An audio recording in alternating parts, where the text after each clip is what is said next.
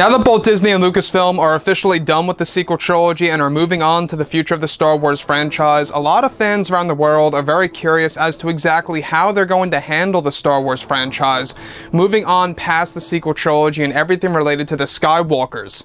This is Mike Zero. Make sure to subscribe if you're new to the channel for future Star Wars content. Now, one thing about Episode 9 is that yes, this was the culmination of the Skywalker saga, and yes, it was a tough production for Disney and Lucasfilm. Even Kathleen Kennedy admitted to this, that it was a very tough production because of the schedule, and of course because of the reshoots and the rewrites that they went through.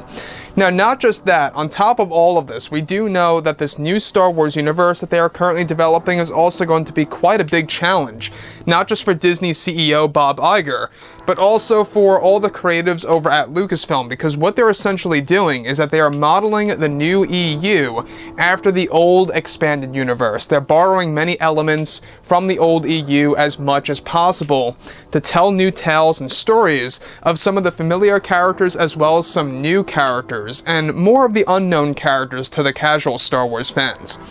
Now, on top of all of this, we do know that Disney and Lucasfilm are trying to make things right with the Star Wars fans, not just on Disney+, but also with theatrical releases. We're talking about movies and stuff around those lines.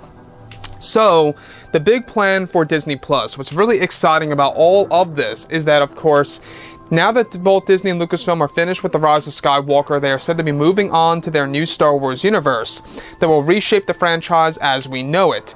Currently, they are focused on their TV shows, movies, books, comics, and more that will make up this new Star Wars universe.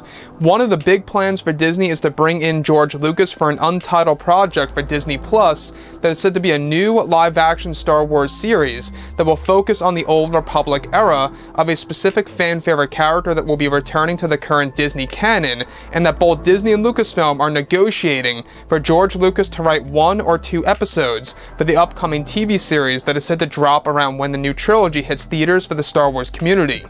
Now, this plan comes from CEO of Disney Bob Iger to involve George Lucas on this project for Disney Plus that will focus on the Old Republic era of Star Wars and a Legends-oriented character that will be made canon under Disney.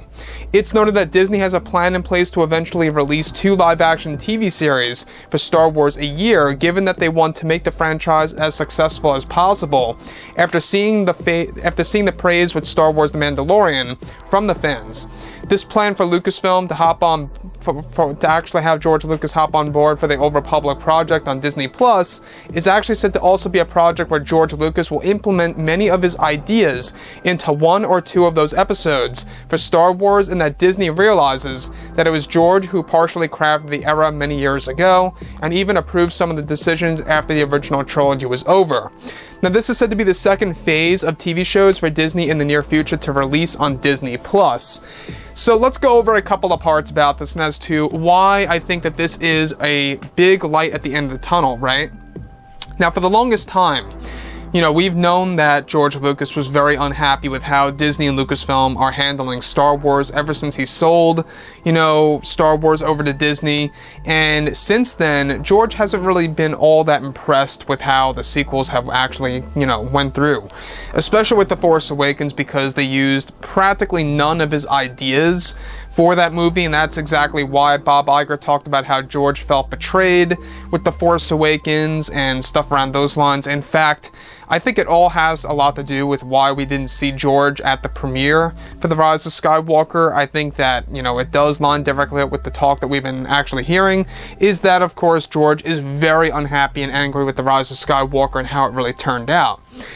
So, the fact that he's going to be involved in some way, shape, or form for this Old Republic TV series, this Old Republic-oriented TV series, I should say, that's going to focus on one character from Star Wars Legends that's going to be made canon.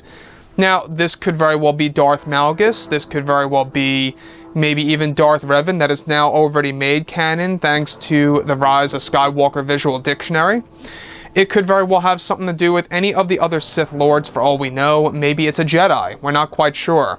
But one thing is for certain is that this standalone character that's going to have his own TV show is going to be based in the Old Republic era. To me, I think that this is brilliant. I love the Old Republic as much as a lot of hardcore fans out there love it. It's a very interesting timeline because it takes place thousands of years before the events of Episode 1. And it really gives you the idea of exactly what they could really do with the TV show. Now, mind you, we do know that the new Star Wars trilogy is going to focus on a brand new era of Star Wars, and that's going to be modeled or inspired from Star Wars The Old Republic. We've heard a lot of talk that it's going to be called the High Republic era, which is going to be hundreds of years before the events of Episode 1.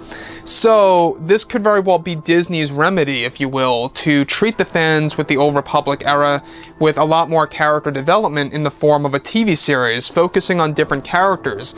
Like I say, there's so much potential, and I cannot wait to see exactly what they have in store. The fact that George is apparently going to be involved with 1 or 2 episodes of writing these episodes for this new live-action TV series is very, very inspiring. It really is. So anyways, guys, drop a comment below. Let me know what you think about all of this in the comments. And if you guys did enjoy the content for today, do make sure to drop a thumbs up on this video to support the channel. I thank you all so very much for the kind support, and I'll catch you guys next time.